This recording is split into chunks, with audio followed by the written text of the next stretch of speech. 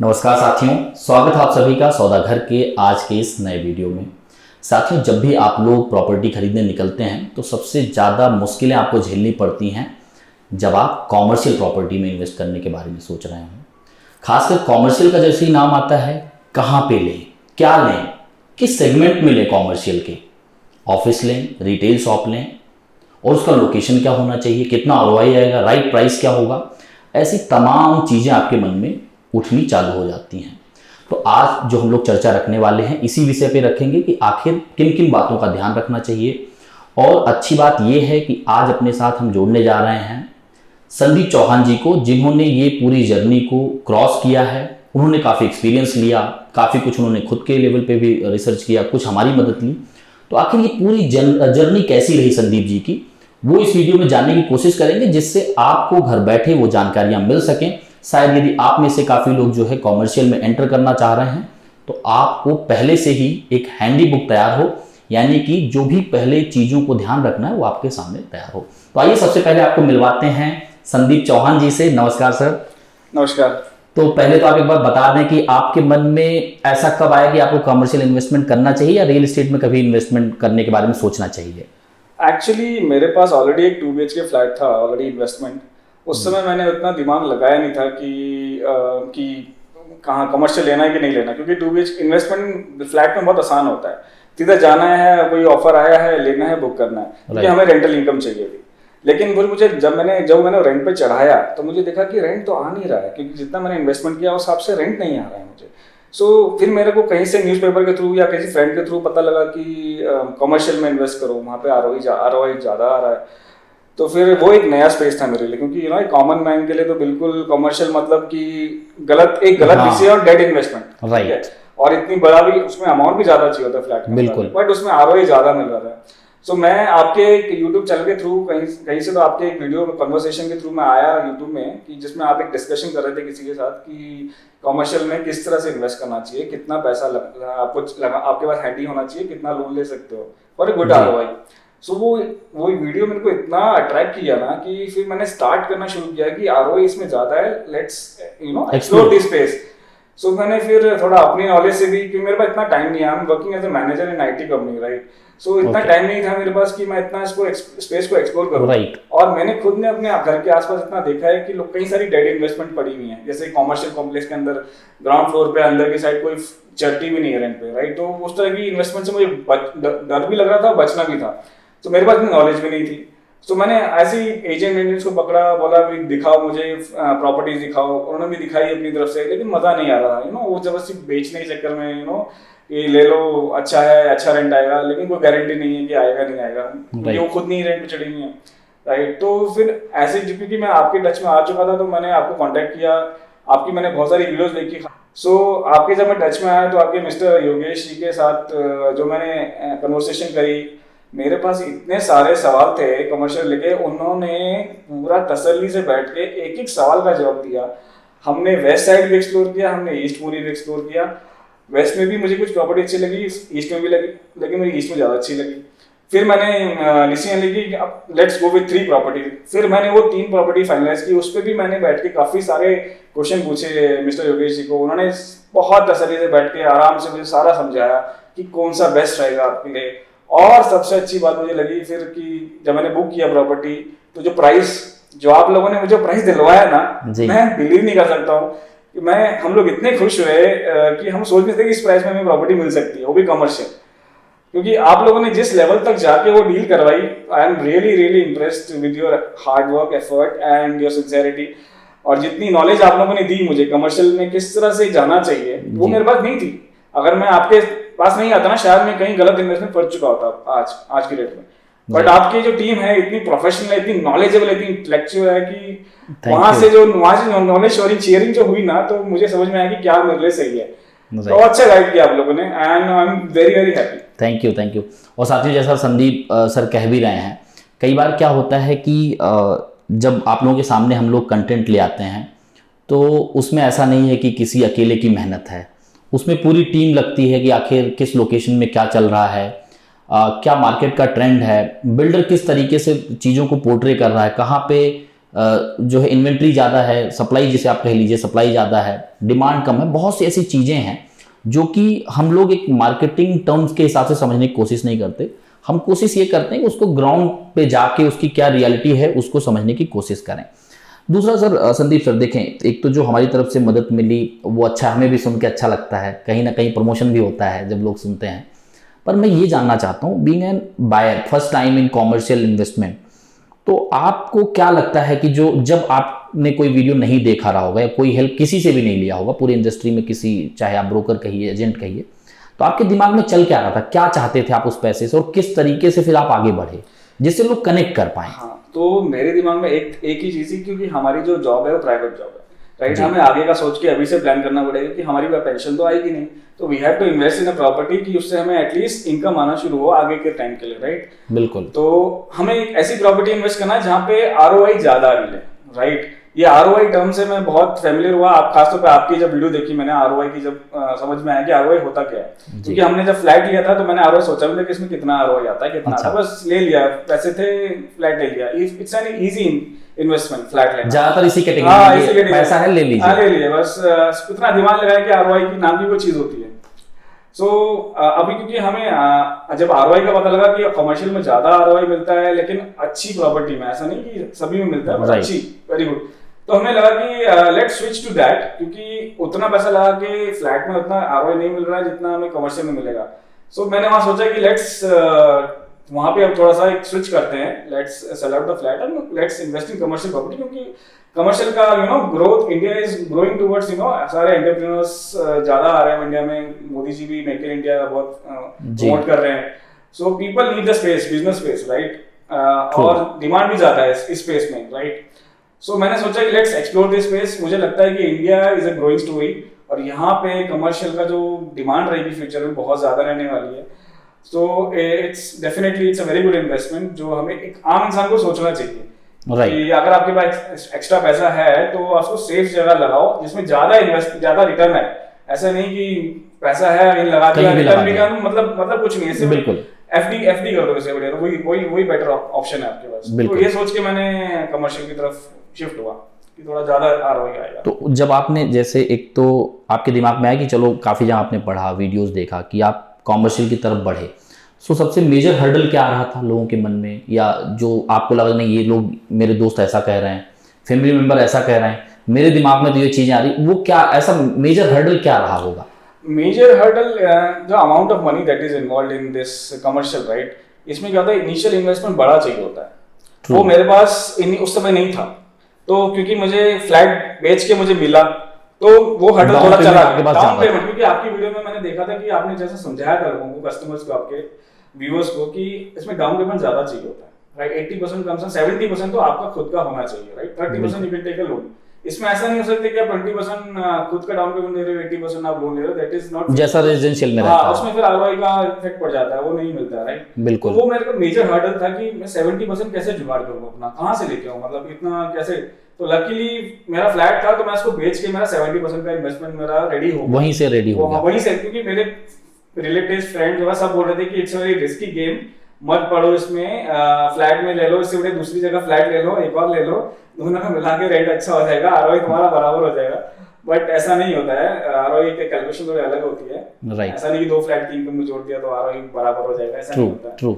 सो वो major hurdle होता है किसी भी कॉमन मैन के लिए। क्या होता है कमर्शियल में, क्या होता है कि तो फैक्टर होता है लोन का जो इंटरेस्ट होता है बहुत ज्यादा होता है, ठीक है। आपने समझाया था, वो मुझे पता नहीं था, आपकी वीडियो से पता लगा मुझे। दूसरा ये था, इसमें इनकम टैक्स का बेनिफिट नहीं मिलता है, बिल्कुल, ये मुझे कहीं से नॉलेज मिली। तो वो सब सोच के ना एक आम इंसान ज्यादा नहीं है इस तरफ में, डर लगता है उसको कि भाई एक तो इंटरेस्ट का बेनिफिट नहीं, इनकम टैक्स भी बेनिफिट नहीं है, ऊपर से इंटरेस्ट भी ज्यादा है, लोन का इंटरेस्ट भी ज्यादा है। प्लस मेरे को इस समय जो अभी जो लोन रेट मिला है, इंटरेस्ट, वो भी मुझे जो आज से 4-5 साल पहले होम लोन होते उससे भी कम रेट पे मिला है, राइट। कमर्शियल भी कम हुए हैं, ये एक सबसे अच्छा समय है कमर्शियल इन्वेस्ट करने का, क्योंकि इसमें लोन रेट इतने कम हो रखे हैं ना, कमर्शियल के भी बहुत कम हो रखे हैं। जो आज से 5 साल पहले मैं होम लोन का देता था ना, उससे भी कम है। So that is a plus point कि हमें सोचना चाहिए 30% लोन लेके 20% आप इन्वेस्ट कर सकते हैं, और ये ओवरऑल आपकी फ्यूचर के लिए बहुत अच्छा है कमर्शियल, क्योंकि India is a growing story, मैंने आपको बताया जैसे, राइट। संदीप जी, एक चीज मुझे ये भी बताइए, जैसा आपने कहा कि आपके पास एक ऑलरेडी इन्वेस्टमेंट था उसको आपने एग्जिट किया और वो पैसा आपके लिए कहीं ना कहीं 70% 80% पैसा आपका रेडी हैंड था। अगर मान लीजिए जो नए इन्वेस्टर हैं, क्योंकि अभी तो आप सेकेंड टाइम इन्वेस्टर बन गए, क्योंकि आप अब दूसरी पीढ़ी में आ गए इन्वेस्टमेंट के, तो जो पहली बार इन्वेस्टमेंट करने जा रहे हैं ऐसे लोगों की संख्या ज़्यादा है, नंबर ज़्यादा है, तो वो लोग ये डरते हैं कि रियल एस्टेट में पैसा लगाएं या ना लगाएं, mutual fund versus real estate, renting versus buying, दुनिया भर की चीज़ें उनके दिमाग में चालू हो जाती हैं।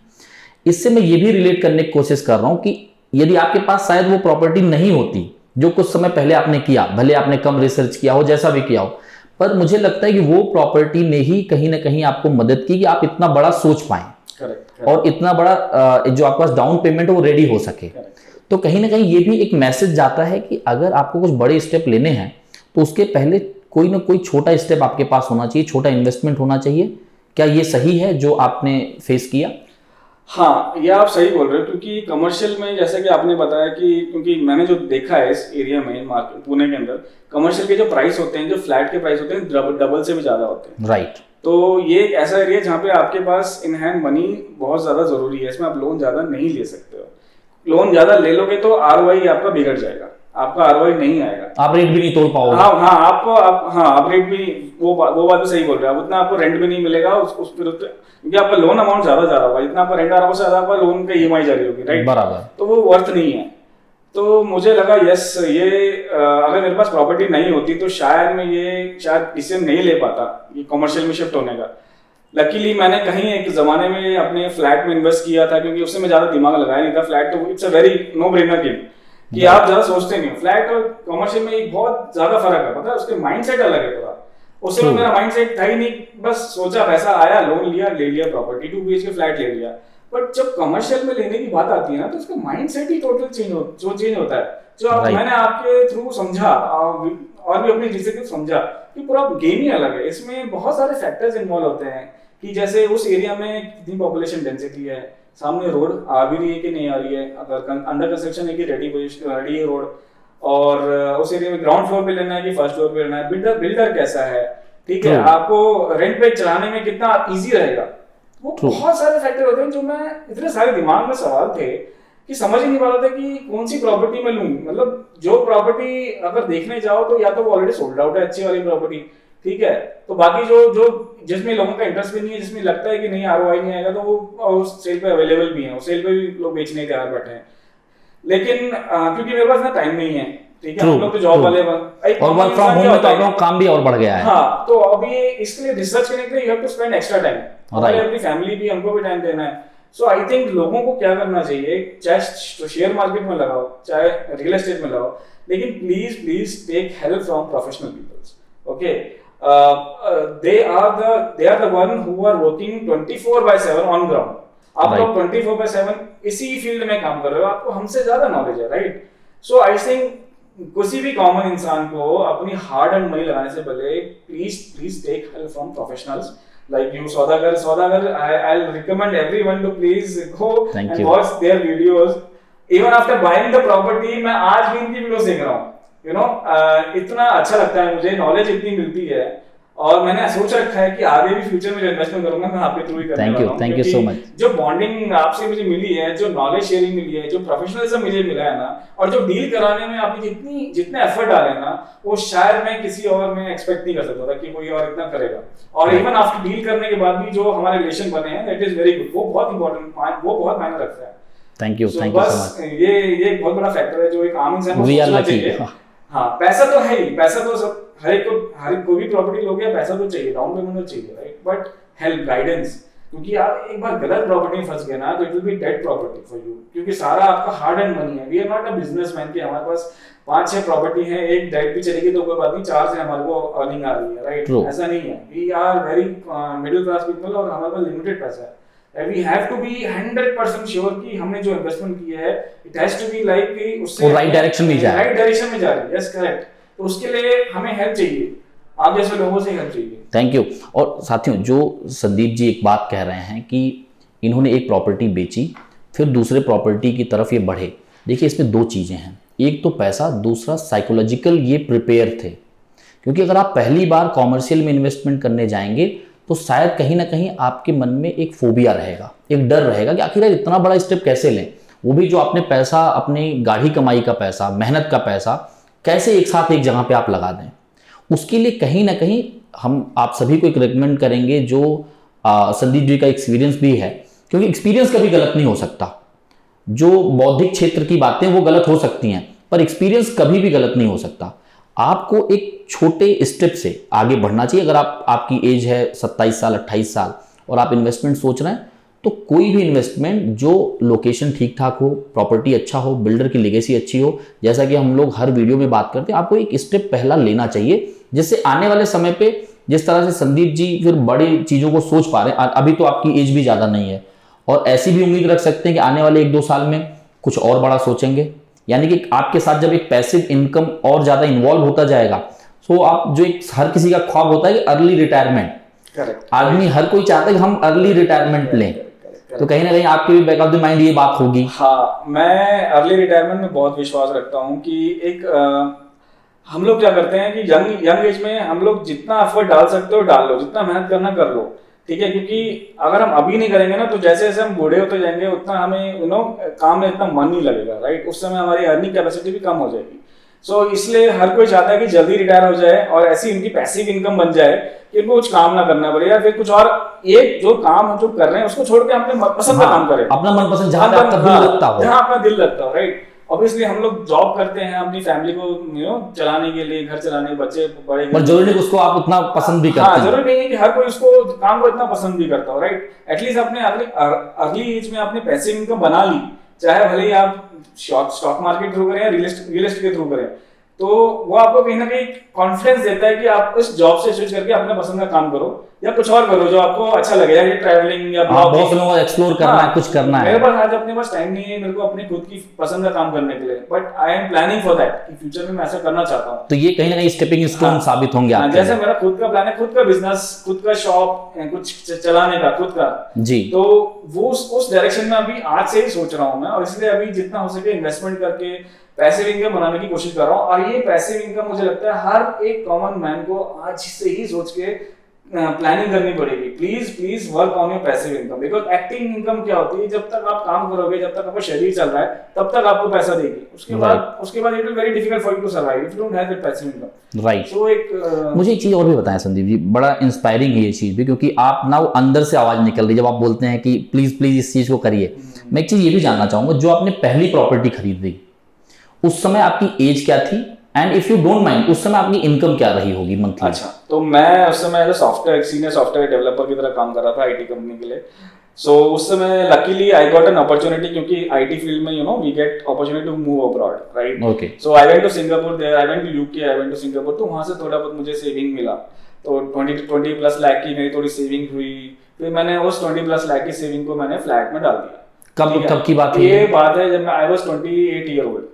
27 ईयर। तो आपको उस समय क्या लगा कि ये मैं जल्दी खरीद रहा हूँ, लेट हो रहा है, कैसा? एक्चुअली क्या है, आजकल की जनरेशन का माइंडसेट चेंज हो गया है। आजकल वो हमारे मॉम डैड के टाइम में क्या होता था, प्रॉपर्टी रिटायरमेंट खरीदते थे, राइट। अभी हम लोग प्रॉपर्टी, क्योंकि लोगों को चांस अच्छे हो गए हैं कि they move abroad, US UK जाते हैं, राइट। लोन भी अच्छा मिल रहा है, आसानी से मिल जाता है। आपकी आईटी, खासतौर पर आईटी फील्ड में तो अच्छी जॉब सिक्योरिटी मिल जाती है, तो लोन भी आसानी से मिल जाता है। So I got an opportunity, वहां से मुझे थोड़ा सा डाउन पेमेंट के लिए हेल्प मिली when I went to UK and when I went to Singapore. उसके बाद डाउन पेमेंट फिर 80% वाज लोन, राइट। फिर मैंने लोन लिया। Good thing was in my career was like I had to stay in Singapore for 8 years, like I stayed there for 8 years. तो आप जो 28 साल की बात कर रहे हैं, जब आपकी एज थी, वो ईयर कौन सा था? वो ईयर था 2014 के आसपास। अच्छा, तो मतलब अभी आप 35 के आसपास, 35 लगने वाला है, 34-35। सो इसीलिए I can take this risk, right. इसलिए मैं इतना अभी रिस्क ले लूंगा। अभी तो अभी आप एकदम कहें तो पीक पे आप पहुंच रहे हैं। और सबसे अच्छा, किसी भी इन्वेस्टमेंट में सबसे अच्छा गुरु मंत्र जो होता है ना, कोई भी गुरु देता है, वो देता है अर्ली इन्वेस्टमेंट। जितनी जल्दी आप अपनी एज में इन्वेस्ट करोगे ना, उतना जल्दी आप अपने टारगेट को मीट करोगे। ये मैं आपसे एज क्यों पूछा, अभी मैंने रिसेंट एक वीडियो बनाया था, उसमें हमने जिक्र ये किया था कि इंसान आज के दिन में 20-21 साल होते होते लगभग काम करने लग जाते हैं, या फिर थोड़ा लेट भी हो तो 23 साल की उम्र में। तो हमने ये जिक्र किया कि क्यों ना जो आप पहला इन्वेस्टमेंट प्लान करते हैं, आप रेंट पे रहते हैं, एक बार ऐसे दिमाग में, और मैंने काफ़ी कैलकुलेशन किया, तो ये दिमाग में क्यों ना 25-26 साल में लोग छोटा इन्वेस्टमेंट 10-15 लाख का, 20 लाख का करें, स्टूडियो में करें, अच्छा खासा देख के तो कर सकते हैं। क्योंकि जब मैं पीछे सोचता हूँ कि जब मैंने रियल एस्टेट में काम चालू किया था आज के 10 साल पहले, तो मैंने पहला investment I think real estate में काम करने के 1 साल बाद ही किया था। वो कुछ 8-10 लाख रुपए का ही था, पर वो कहीं ना कहीं आज बहुत बड़ा मोटिवेशन देता है कि यार वो प्रॉपर्टी आगे भी बढ़ी और हमें अगला प्रॉपर्टी लेने के लिए कहीं ना कहीं वो एक कैटालिटिक इफेक्ट प्ले करता है। इसलिए मैंने वो आपसे एज फैक्टर पूछा। कुछ ऐसी चीज जो आप बाकी लोगों को बताना चाहें, जैसे आपने 2-3 पॉइंट बताया कि अर्ली स्टेज पे सोचना चाहिए, लोगों को पैसिव इनकम के बारे में सोचना चाहिए और हमेशा एक कहीं ना कहीं सेविंग के बारे में सोचना चाहिए। कुछ और ऐसी चीज़ें जो आप कम्युनिकेट करना चाहते हो, खासकर यंगस्टर को जो कि ज़्यादातर अभी नए नए जॉब लगे हैं और फिर उनको ये नहीं समझ में आ रहा है कि भाई पैसा बचाना है कि अभी मस्ती करनी है, बाद में बचाना है, आप क्या बताना चाहेंगे? मैं इतना ही बोलना चाहूँगा कि जितना, जैसे मैंने बताया ऑलरेडी, कि जितना जल्दी आप 20s में स्टार्ट करेंगे उतना जल्दी आप अर्ली रिटायरमेंट के गोल्स को अचीव कर पाएंगे। ठीक है, उसमें कंपाउंडिंग का बेनिफिट बहुत ज़्यादा, कोई कॉर्नर में या फिर कोई अच्छे एडवाइजरी के थ्रू शेयर मार्केट में या म्यूचुअल फंड में लगा के भी आप स्टार्ट कीजिए, एटलीस्ट स्टार्ट कीजिए। Saving should not be the saving हमेशा दिमाग में होनी नहीं चाहिए। सेविंग से पहले आपको मतलब क्या कहते हैं, मतलब आप पहले इन्वेस्टमेंट करो, उसके बाद सेविंग करो, उसके बाद एक्सपेंडिचर करो। आपकी जो सैलरी आती है ना उसमें ऐसे होना चाहिए, पहले आप सैलरी का पहला पोर्शन इन्वेस्टमेंट में डाल दो, वो पहला खर्चा होना चाहिए। सेकंड पोर्शन, हाँ सेकंड थर्ड पोर्शन आपका जो मंथली एक्सपेंस जो बच गया उससे आप एक्सपेंसेस अपने मैनेज करो। हम लोग उल्टा करते हैं, हम लोग उल्टा करते हैं। जनरेशन अभी क्या, वो पहले उल्टा, एक्सपेंडिचर पहले, लग्जरी एक्सपेंडिचर पहले, वॉच या मोबाइल, उसके बाद सेविंग सोचेंगे और लास्ट में इन्वेस्टमेंट। इसका टोटली रिवर्स होना चाहिए एक्चुअली देखा जाए तो। मैंने भी वो गलतियां करी हैं, लेकिन धीरे धीरे जैसे मैं मैच्योर हुआ, नॉलेज मिली, इन्वेस्टमेंट करी, शेयर मार्केट में भी इन्वेस्टमेंट करी, फिर रियल एस्टेट में करी। मतलब आपके पास दोनों का एक्सपीरियंस है? दोनों एक्सपीरियंस है मेरे पास। तो ये अच्छा एक्सपीरियंस, जो लोग वो mutual fund, share market versus real estate करते हैं, तो उनके पास भी ये मैसेज जाएगा। एक चीज़ ये अच्छी लगी कि देखिए, आप लोगों के लिए समझना इसलिए भी जरूरी है क्योंकि अगर आप 25 साल में भी काम करना चालू कर रहे हैं, आपकी एज लगभग 35 की होने वाली है, तो आप ये समझिए 10 साल का एक्सपीरियंस ज़्यादा है। अभी ये करने के बाद भी, दूसरा इन्वेस्टमेंट करने के बाद भी कहीं ना कहीं संदीप जी को ये लग रहा है कि कुछ ना कुछ कमियां, कुछ ना कुछ गलतियां शायद इनसे भी हो गई जो इन्होंने इन्वेस्टमेंट लेट करना चालू किया। तो आप समझ सकते हैं कि इससे एक चीज़ सीखने वाली बात यह है कि हम उन गलतियों से बच सकते हैं। यानी कि अगर हम उसको अर्ली स्टार्ट कर दें सेविंग को, तो शायद आप ये कहना चाह रहे हैं कि फिर आपसे भी बड़ा इन्वेस्टमेंट को प्लान कर सकते हैं। हाँ, यस, जरूर प्लान कर सकते हैं। कि वैसे आगे बढ़ने से पहले सॉरी, आप ये बता दें अभी आपने कितने का इन्वेस्टमेंट किया? मैंने अभी ऑलमोस्ट 1.5 का इन्वेस्टमेंट कर दिया है। 1.5 CR का। बट वो तभी पॉसिबल हो पाया क्योंकि मैंने अपनी अर्ली एज में एक फ्लैट ले लिया था।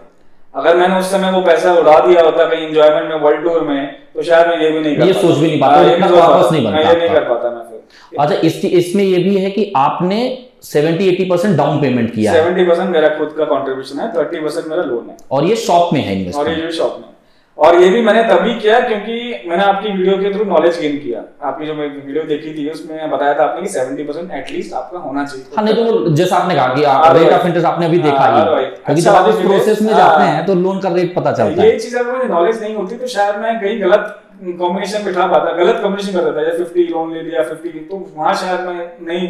और वो कई बार आपको ना रेट तोड़ने में भी दिक्कत आती है। जैसे अभी आपके साथ एक पॉइंट ये भी स्ट्रांग था जो हमें भी मदद किया, हमारी टीम को भी मदद किया, कि वो लोग रेट को ज्यादा तोड़ सके। उसमें सबसे बड़ा फैक्टर कि डे वन कितना पैसा बिल्डर के पास जा रहा है।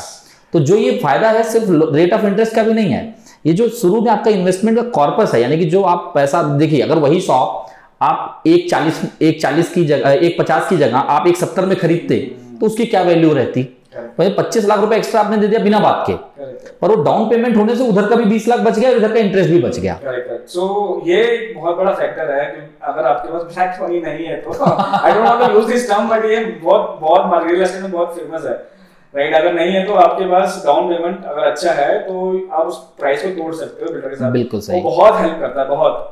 और खास तौर पे आप प्रोफेशनल गाइडेंस ले लिया अगर आपने तो डेफिनेटली और भी आपको हेल्प करेगा, क्योंकि प्रोफेशनल गाइडेंस की क्या होती है कि रीच ज्यादा होती है, जितनी आपकी रीच नहीं होगी उतनी उनकी रीच होती है। वो एक 2-3 लेवल ऊपर तक जाके आपको डील करा के दे सकते हैं, जो मेरे साथ हुआ है, जो मैंने फील किया है इनके साथ, सौदा टीम के साथ। I am really thankful to them again. Thank you so much, we are lucky.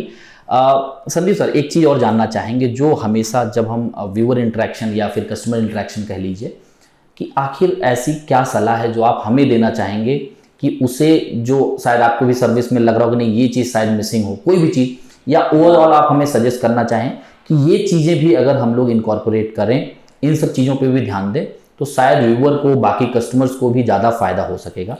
Okay, मेरे दिमाग में से एक ही चीज आ रही है कि मैं I was just totally focusing on this area, Pune east and Pune west. जी ठीक है, यहाँ पे आरओआई कितना आएगा। मुझे लगता है कि मुझे अगर आपकी टीम थोड़ा और एक्सपैंड करे और एरियाज को एक्सप्लोर करे आउट ऑफ पुणे, जी, जैसे मैंने बताया गोवा, बैंगलोर, ठीक है, यहाँ पे भी बहुत अच्छी अच्छी ऐसी लोकेशंस हैं जो अपकमिंग ब्राइट लोकेशंस हैं, हैदराबाद, दिल्ली एनसीआर, राइट। अगर उन लोकेशन को भी आप कवर करना शुरू कर दो तो we can start comparing also कि यस कि यहाँ पे भी एक अच्छी अपकमिंग लोकेशन है, वहाँ पे इन्वेस्ट कर दो। आपको आज के रेट कम है लेकिन आगे वाले टाइम में डबल ट्रिपल होने वाला है, व्हाटएवर। वो नॉलेज हमें नहीं मिल पाती क्योंकि पुणे हम सिर्फ यही इसी एरिया में कॉन्सेंट्रेट करके रह जाते हैं कि yes east Pune west Pune, बस यही है हमारे पास जो है, यही या तो यहाँ करो इन्वेस्टमेंट या तो वहाँ करो। बट वी डोंट नो कि गोवा में कल को 3 साल में डबल होने वाले, we don't know that area, हमें नॉलेज ही नहीं है।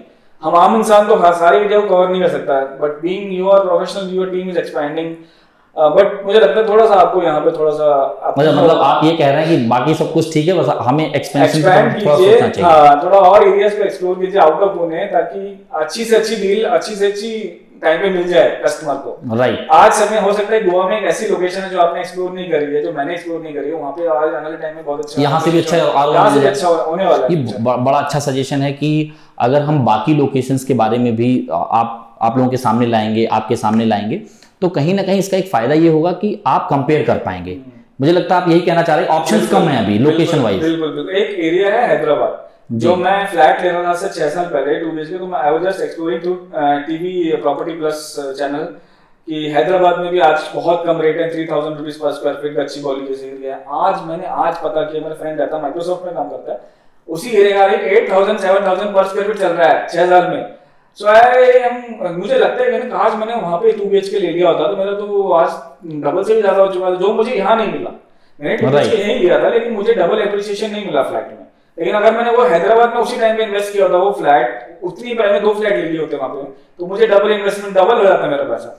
तो वहाँ पे क्योंकि मेरे पास रीच नहीं थी, नॉलेज नहीं थी, वो एरिया को एक्सप्लोर भी नहीं किया, हम लोग यहाँ रहते हैं पुणे में, तो वहाँ मुझे लगा थोड़ा सा मेरे को हेल्प नहीं मिली उस टाइम पे यार। ओके, मतलब ये आप ये कह रहे हैं अगर मल्टीपल लोकेशंस होंगे शायद ये चीजें फिर मिसिंग नहीं होंगी। ये चीज मिसिंग नहीं होगी, आप कस्टमर चॉइस दे सकते हो। कल को मैं जैसे आउट ऑफ इंडिया जाऊंगा या कोई और आपका आउट ऑफ इंडिया बंदा बैठा हुआ है, कोई और कस्टमर जी, so you can also give him more option, right. This is the best, इसका अप्रिशिएशन ज्यादा, गो फॉर बैंगलोर लोकेशन या go for Goa location, whatever. Sandeep sir, आपने इस कोविड के माहौल में भी हमारे लिए अपना बहुमूल्य समय निकाला, हमारे व्यूअर के लिए अपना समय निकाला, अपना एक्सपीरियंस हमारे साथ शेयर किया, इसके लिए बहुत बहुत धन्यवाद। और धन्यवाद कम नहीं होगा क्योंकि आजकल लोग घर से निकल कहाँ रहे हैं, तो तहे दिल से आपको बहुत बहुत धन्यवाद। या तो साथियों, ये रही संदीप जी से चर्चा, इनकी एक्सपीरियंस और इनका पूरा जो जर्नी रहा है, सिर्फ आज का नहीं, पिछले 10 सालों में जो जहाँ से इन्होंने स्टार्ट किया इन्वेस्टमेंट की जर्नी और जहाँ आज पहुँचे हैं और आगे जहाँ पे पहुँचेंगे,